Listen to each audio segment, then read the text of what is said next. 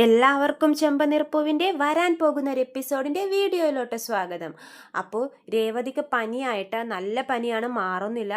അപ്പോൾ സച്ചി രേവതിയെയും കൂട്ടി ഹോസ്പിറ്റലിൽ വന്നിരിക്കുവാണ് മരുന്ന് കാണിക്കുവാൻ വേണ്ടി. എന്നിട്ട് ഡോക്ടറെയൊക്കെ കണ്ട് തിരിച്ചു പോകുമ്പോഴാണ് ഒരു ആംബുലൻസ് വരുന്നത്. ആംബുലൻസ് വരുമ്പോഴേക്കും ഇവർ നോക്കും എന്താ സംഭവം. അപ്പോൾ ആംബുലൻസിൻ്റെ ഉള്ളിൽ നിന്ന് നമ്മൾ നോക്കുമ്പോഴേക്കും മറ്റേ ആദിയുടെ അമ്മ ഇറങ്ങുന്നത് കാണും. അപ്പോൾ രേവതി പറയും, സച്ചിയേട്ടാ അതേ ആദിയുടെ അമ്മ.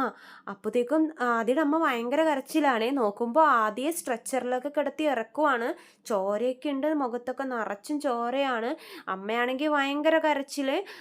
സച്ചിയും രേവതി അപ്പോൾ ഓടിപ്പോകുക അമ്മയുടെ അടുത്തോട്ട്. അമ്മ എന്ത് പറ്റി, അമ്മ എന്തിനാ കരയുന്നേ, മോൻ എന്ത് പറ്റിയെന്ന് ചോദിക്കുമ്പോഴേക്കും അമ്മ പറയും, അയ്യോ എനിക്ക് വയ്യ മോനെ, എനിക്ക് എന്താണ്ടൊക്കെ തളർന്നു പോകുന്നു എന്നൊക്കെ പറയും. അപ്പോഴേക്കും സ്ട്രെച്ചറിൽ കിടത്തി ആദ്യം എമർജൻസി റൂമിലോട്ടൊക്കെ കൊണ്ടുപോകും. അപ്പോൾ രേവതിയും സച്ചിയും ചോദിക്കുന്നുണ്ട്, എന്താ അമ്മ എന്ത് പറ്റി മോനെന്ന് ചോദിക്കുമ്പോഴേക്കും അമ്മ പറയും, അവർ റോട്ടിൽ കളിച്ചുകൊണ്ടിരിക്കുമ്പോൾ പെട്ടെന്നൊരു വണ്ടി വന്നിടിച്ചതാ മോളെ, എനിക്ക് പേടിയാവുമെന്ന്, എനിക്ക് തല ഇറങ്ങുന്നു എന്നൊക്കെ പറയുമ്പോഴേക്കും സച്ചിയും രേവതിക്കും ടെൻഷൻ ആവട്ടോ ഇവരുടെ കരച്ചിൽ കാണുമ്പോഴേക്കും. രേവതിയുടെ അസുഖമൊക്കെ മറന്ന് അമ്മയുടെ കൂടെ തന്നെ ഇരിക്കും. അപ്പോഴേക്കും ഡോക്ടർ വന്നിട്ട് പറയും, കണ്ണിനാണ് അടിപറ്റിയിരിക്കുന്നത്, അപ്പോൾ എത്രയും പെട്ടെന്ന് ഒരു ഓപ്പറേഷൻ ചെയ്യണം, അത് കഴിഞ്ഞാലേ നമുക്ക് എന്തെങ്കിലുമൊക്കെ പറയാൻ പറ്റുള്ളൂ എന്നൊക്കെ പറയും. അമ്മക്കപ്പം നല്ല ടെൻഷനാവും ഓപ്പറേഷൻ എന്നൊക്കെ കേൾക്കുമ്പോഴേക്കും. പാവങ്ങളാണല്ലോ, അവർക്ക് വേറെ ആരും ഇല്ലല്ലോ, ശ്രുതി ഇങ്ങനെ പറ്റിച്ച് നടക്കുമല്ലേ. അപ്പോൾ അങ്ങനെ ആകുമ്പോഴത്തേക്കും അമ്മ ഭയങ്കര കരച്ചിലാണ്. അപ്പോൾ രേവതി പറയും, സച്ചിയേട്ടാ നമുക്ക് എന്തായാലും എല്ലാം കഴിഞ്ഞിട്ടൊക്കെ പോകാം, കാരണം രേവതിക്കും വയ്യല്ലോ. എന്നാലും രേവതി അവിടെ തന്നെ ഇരിക്കും അമ്മയുടെ കൂടെ തന്നെ. എന്നിട്ട് സച്ചിയും രേവതിയും ഒന്ന് മാറുമ്പോഴേക്കും അമ്മ ശ്രുതിയെ വിളിച്ച് വിവരം പറയും, മോളെ ആദ്യക്ക് ഇങ്ങനെ ഒരു ആക്സിഡൻറ്റ് പറ്റി, എനിക്ക് എന്ത് ചെയ്യണമെന്ന് അറിയില്ല എന്നൊക്കെ പറയും. അപ്പോൾ ശ്രുതി പറയും, അമ്മ വിഷമിക്കണ്ട, ഞാൻ എളുപ്പം വരാം എന്ന് പറയുമ്പോഴേക്കും അമ്മ പറയും, വേണ്ട മോളെ, എവിടെ സച്ചിയും രേവതിയൊക്കെ ഉണ്ട്, അവർ പോയി കഴിയുമ്പോൾ ഞാൻ വിളിക്കാം, അപ്പോൾ മോള് വന്നാൽ മതി എന്ന് പറയും. പക്ഷേ എന്തൊക്കെ ആയാലും ശ്രുതി ഒരു അമ്മയല്ലേ, ശ്രുതിക്ക് അവിടെ നിന്നിട്ട് ഇരിക്കപ്പൊറുതിയില്ല. ശ്രുതി എളുപ്പം അവിടെ നിന്ന് ഇറങ്ങും. കുറച്ച് അതിൻ്റെ ഇടയിൽ നമ്മുടെ ശ്രുതിക്ക് ഇപ്പോൾ ഇലക്ട്രിക് ഉപകരണങ്ങളുടെ ബിസിനസ് ആണല്ലോ, ഷോപ്പൊക്കെ ഇട്ടിട്ടുണ്ട്. അപ്പോൾ ശ്രുതി അവിടെ നിന്ന് 2-3 കെറ്റിലുണ്ടല്ലോ, അതൊക്കെ എടുത്ത് ഇങ്ങനെ ഇറങ്ങും, ഹോസ്പിറ്റലിൽ ഡിസ്ട്രിബ്യൂട്ട് ചെയ്യാം, അപ്പോൾ ഫ്രീ ആയിട്ട് കൊടുക്കുമ്പോഴേക്കും നമുക്ക് കൂടുതൽ ബിസിനസ് മെച്ചപ്പെടുമെന്ന് പറഞ്ഞ് ശ്രുതി കുറച്ച് കെറ്റിലൊക്കെ എടുത്തിട്ട് അങ്ങനെ പോകുവാണ് ഹോസ്പിറ്റലിലോട്ട്. ശരിക്കും പറഞ്ഞാൽ കാരണം ആദ്യം കാണാൻ വേണ്ടിയിട്ടാണ് ഇത്. ഈ ഒരു കാരണവും പറഞ്ഞിട്ട് ശ്രുതി അങ്ങോട്ടേക്ക് ഇറങ്ങുവാണ്. എളുപ്പം ഹോസ്പിറ്റലിലോട്ട് ശ്രുതി വിടും. ഹോസ്പിറ്റലിലെ മാനേജറെ കണ്ട് കെറ്റിലെ ഡീറ്റെയിൽസ് പറയും, പ്രോഡക്റ്റ് എടുക്കുന്നുണ്ടെങ്കിൽ ഇനി ഞങ്ങളുടെ കമ്പനി ഓഫീസിൽ തന്നെ വന്ന് എടുക്കണം എന്നൊക്കെ അവരോടൊക്കെ പറഞ്ഞിട്ട് ശ്രുതി ഇങ്ങനെ മോൻ കിടക്കുന്ന വാർഡ് അന്വേഷിച്ച് അങ്ങനെ നടക്കുവാണേ.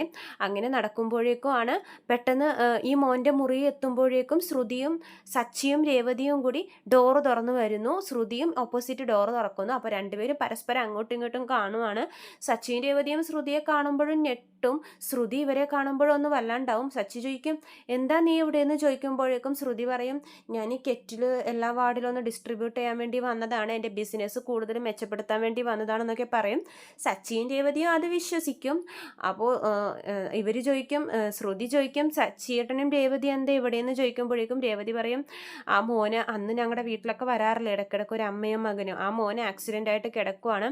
അപ്പോഴേക്കും ശ്രുതി, ആണോ, എന്നിട്ട് ഇപ്പം എങ്ങനെയുണ്ടെന്നൊക്കെ ഭയങ്കര പെട്ടെന്ന് ഇങ്ങനെ ടെൻഷനായിട്ട് ചോദിക്കുമ്പോഴേക്കും സച്ചി ചോദിക്കും, അതെന്താ ഇത്ര ടെൻഷനാവാൻ, അല്ല എന്തായാലും എന്തായാലും ഒരു മോനല്ലേ, അതാ പെട്ടെന്ന് ഞാനൊന്ന് ടെൻഷനായതെന്നൊക്കെ പറയും. എന്നിട്ട് രേവതി ഡീറ്റെയിൽസൊക്കെ പറയും. കുട്ടിക്ക് ഇപ്പോൾ കുഴപ്പമൊന്നുമില്ല, ഓപ്പറേഷനൊക്കെ കഴിഞ്ഞു, ഇപ്പോൾ വാർഡിലാണ് കിടത്തിയിരിക്കുന്നത്, എന്നാലും 2 ദിവസമൊക്കെ ചിലപ്പോൾ കിടക്കണം, എന്നിട്ട് ഡോക്ടർ വിടത്തുള്ളൂ എന്നൊക്കെ പറയുമ്പോഴേക്കും ശ്രുതി പറയും, ആ ശരി, എന്നാൽ ഞാനിത് കൊടുത്തിട്ട് വരട്ടെ എന്ന് പറയും.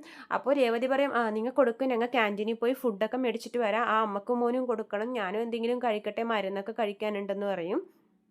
അങ്ങനെ ഇരിക്കുമ്പോഴേക്കും ശ്രുതി റൂം തുറന്ന് ഓടിപ്പോയി മോനെയും കെട്ടിപ്പിടിച്ച് കരയുവാണ്. എൻ്റെ മോനൊരാപത്ത് വരുമ്പോൾ കൂടെ നിൽക്കാൻ എനിക്ക് കഴിയുന്നില്ലല്ലോ എന്ന് പറഞ്ഞ് ശ്രുതി അങ്ങനെ കരയുവാണ്. അപ്പോൾ അമ്മ പറയും, മോളെ നീ എത്രയും പെട്ടെന്ന് ആദിയുടെ കാര്യം അവിടെ പറയണം വീട്ടിൽ, കാരണം എനിക്കിപ്പോൾ പഴയ പോലെ ഇവനെ നോക്കാനൊന്നും പറ്റുന്നില്ല, പ്രായമായി വരുമല്ലേ, പെട്ടെന്നൊക്കെ എനിക്ക് എന്തെങ്കിലും സംഭവിച്ചാൽ ഇവന് പിന്നെ ആരുണ്ടെന്നൊക്കെ പറഞ്ഞ് അമ്മ വല്ലാതെ ഇമോഷണൽ ആവുകയാണ്.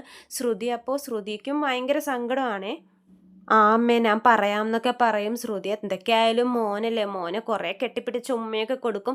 അപ്പം അമ്മ പറയും, മോളിപ്പോൾ പൊക്കോ, സച്ചിൻ രേവതി എപ്പോൾ വേണമെങ്കിലും ഇങ്ങോട്ട് കയറി വരും, അവർ പോയി കഴിഞ്ഞിട്ട് ഞാൻ മോളെ വിളിക്കാം, അപ്പം മോളെ ഇങ്ങോട്ട് വന്നാൽ മതി എന്നൊക്കെ പറയുമ്പോഴേക്കും ശ്രുതി പറയും, ആ എത്ര രാത്രിയാണെങ്കിലും എന്നെ വിളിക്കുക, ഞാൻ വരാം എന്നൊക്കെ പറഞ്ഞ് ശ്രുതിയും അങ്ങോട്ട് പോകുവാണ്. അപ്പോൾ എന്തായാലും മോൻ്റെ കാര്യം വീട്ടിൽ പറയുമെന്ന് ഉറപ്പാണ്. അപ്പോൾ വരും ഭാഗങ്ങൾ നമുക്ക് കാത്തിരുന്നു കാണാം എന്താകുമെന്ന്. സച്ചിയും രേവതിയും ശ്രുതിയുടെ കള്ളത്തരം കണ്ടുപിടിക്കും കണ്ടുപിടിക്കുമോ? ആദ്യം മോനാണെന്നറിയുമോ? കൂടുതൽ വിശേഷങ്ങൾ അറിയാൻ ചാനൽ സബ്സ്ക്രൈബ് ചെയ്യൂ. വീഡിയോ ഇഷ്ടമായെങ്കിൽ ലൈക്ക് ചെയ്യണേ.